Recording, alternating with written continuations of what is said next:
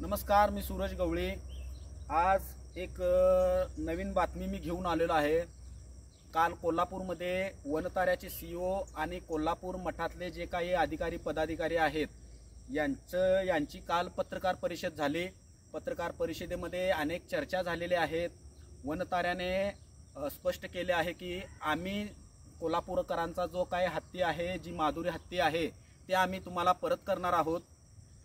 पण सोशल मीडियावर आज जर आपण बघितलं, बातम्यांवरती जर बघितलं, तर असं भासवून द्यायला लागले जणू काही वनतारा आता उद्या हत्ती आणून कोल्हापूरकरांना देणारच आहे। पण असं नाही आहे। ते बातम्या ज्या टीव्हीवरती ज्या काही बातम्या यायला लागलेल्या आहेत त्या बातम्या चुकीच्या आहेत, त्या खोट्या आहेत। कारण या हत्ती देणं आणि घेणं यामध्ये सगळ्यात मोठा महत्त्वाचा विषय जर काय असेल तर तो आहे सुप्रीम कोर्टाचा।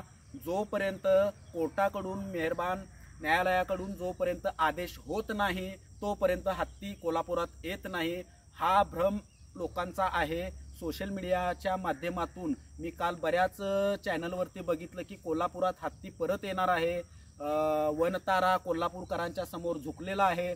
पण तसं काहीच झालेलं नाही। झालेलं असं आहे, वनतारानं पूर्ण मान्यता दिलेली आहे की कायदेशीर मार्गाने आम्ही तुम्हाला हत्ती परत द्यायला तयार आहे। त्याचबरोबर आम्ही जाणून हे हत्ती जो काही हत्ती आहे तो हत्ती आम्ही जाणून बुजून नेलेला नाही आहे। कोर्टाच्या आदेशाप्रमाणेच आम्ही कोल्हापूरकरांचा जो हत्ती आहे, जी माधुरी हत्ती आहे, ती आम्ही आमच्या वनताऱ्यात सेफ ठेवलेली आहे। तिथंच त्या हत्तीची सगळी देखभाल केली जाणार आहे, असं काल सीईओनी काल पत्रकार परिषदेत सांगितलेलं आहे। त्याचबरोबर सगळ्यात महत्त्वाचं बघायला गेलं तर काल वनताऱ्यानं एक परिपत्रक जारी केलेलं आहे।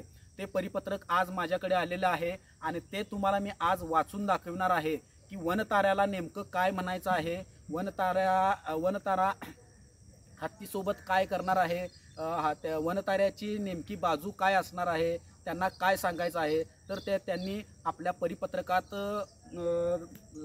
जाहीरपणे सांगितलेलं आहे, ते प्रकाशित केलेलं आहे। तर असं आहे की माधुरीच्या देखभाल आणि सुरक्षेबाबत वनताऱ्याचे अधिकृत निवेदन आहे। नांदणी गावातील जैन संस्थान मठ आणि कोल्हापूरच्या लोकांमध्ये माधुरीचे अत्यंतिक धार्मिक आणि सांस्कृतिक महत्त्व आहे, असं त्या परिपत्रकात म्हटलेलं आहे। याची पूर्ण जाणीव वनताऱ्यास आहे। गेल्या अनेक दशकापासून ती आध्यात्मिक आणि सामाजिक जीवनाचा भाग राहिलेली आहे। माधुरी कोल्हापुरातच राहावी अशी इच्छा आणि आपुलकी व्यक्त करणाऱ्या भक्त मठाचे नेते आणि लोकांच्या भावनांची पूर्ण जाणीव आणि कदर आम्ही करतो। यातील वनताऱ्याचा सहभाग माननीय सर्वोच्च न्यायालय आणि माननीय उच्च न्यायालय यांनी दिलेल्या बंधनकारक निर्देशानुसार काटेकोर काम करण्यापुरता मर्यादित आहे।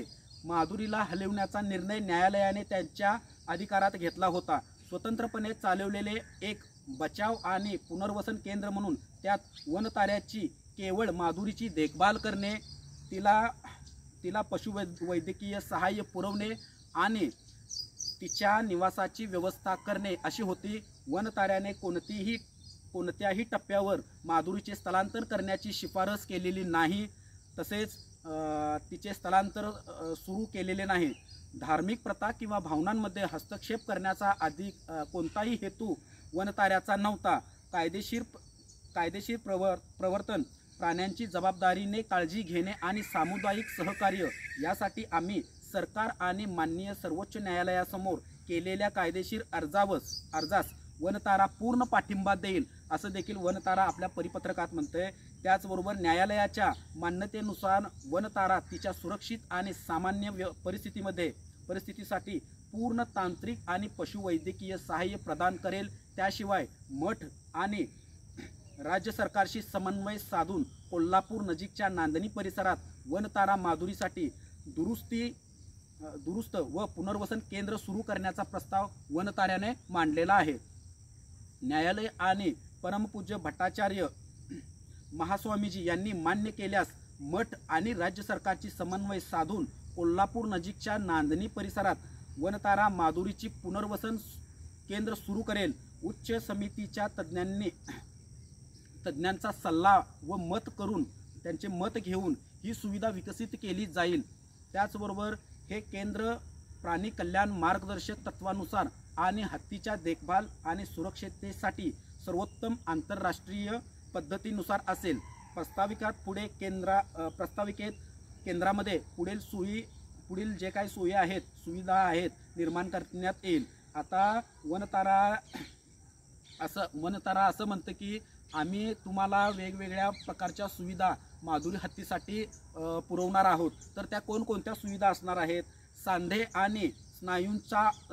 आणि स्नायूंवर उपचार करण्यासाठी हायड्रोथेरपी तलाव 1 नंबर। 2 नंबरला आहे पोहणे आणि नैसर्गिक हालचालीसाठी वेगळी तळी तिथे बांधण्यात येतील, असं वनतारा आपल्या परिपत्रकात सांगते। त्याचबरोबर शारीरिक पुनर्वसनासाठी लेझर थेरपी आणि उपचार कक्ष, विश्रांती आणि संरक्षणासाठी रात्री निवांत साखळ्यांशिवाय मोकळेपणाने हालचाली करण्यासाठी हिरवीगार मोकळी जागा बनवून देण्याचं देखील सांगते। त्याचबरोबर पर्यावरणाचे संवर्धन करण्यासाठी आणि माधुरीच्या नैसर्गिक विधींसाठी वाळूने भरलेला हौद देखील निर्माण करण्यात येईल।